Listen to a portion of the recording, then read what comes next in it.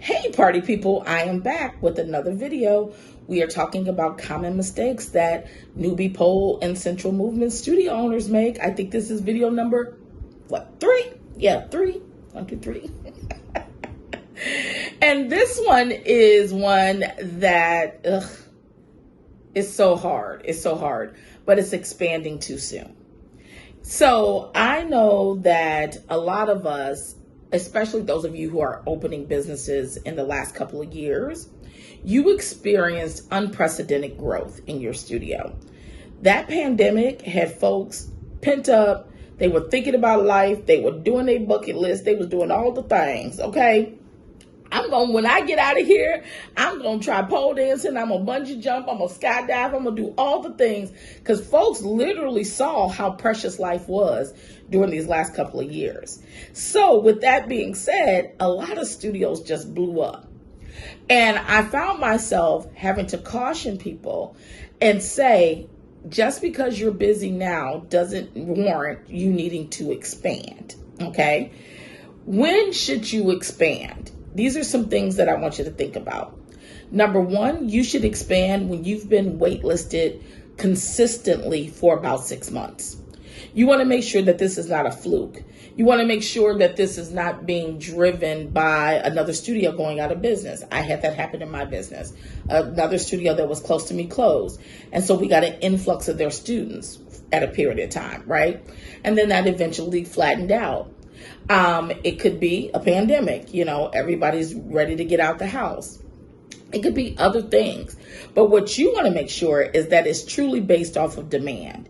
So when you've had 6 months, 7 months of consistent wait lists, at that point, it's probably time to do something else, to open another studio, to expand your current studio, which is actually my personal opinion. This does not have to be your belief, but I think it's easier to expand and manage studios, and I've seen it, under one roof before you go and get another location on the other side of town. See video number 2 about hiring the wrong people. This is how studio owners find themselves in situations like this, okay? Because you can't be in 2 places at one time. And so you're going to need people. And so that's when you start making the wrong hiring decisions because you now need to cover classes. Whereas if it was under one roof, it gives you a little bit more flexibility around the scheduling and that sort of thing.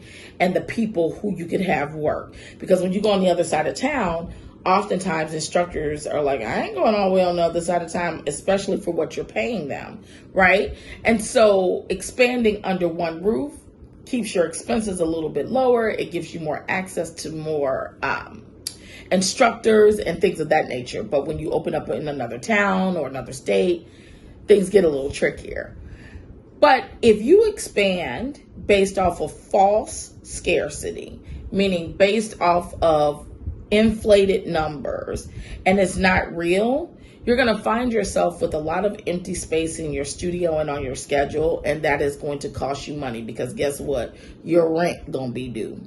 Your lights going to be due. Your gas going to be due, right? On this other space that's not at capacity. Now you got students who are spreading themselves out over 2 studios when you could have been more profitable and run more efficiently if you just would have stayed in one space. So I want you to think about it. When you start itching and be like, oh, I'm losing money because people can't get into classes, give yourself some time. You can always expand. That option will always be there for you. And if you expand from a place of a very full studio, you've already proven to yourself that there's demand for you, your product, and your studio. So don't feel pressured. I've spoken to people who are like, well, if I don't move, a competitor's going to come in. Yeah, that's why I'm going to say wait 2 years. Okay. 6 months, you'll be okay. And if a competitor does come in those 6 months, what you've built, if people are literally in love with your space, that competitor going to have a hard way to go. So don't let that pressure you. As a CEO, as a leader, and I know as a creative, and I call some of you guys accidental studio owners. I know several people who opened their studios because the studio was going to go out of business, or the owner died, and they just wanted to keep the space for themselves and other people. That's a noble pursuit.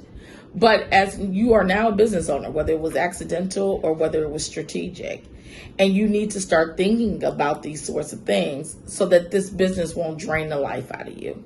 All right, my loves, if you have questions, drop them below. DM me. We'll talk soon. Bye.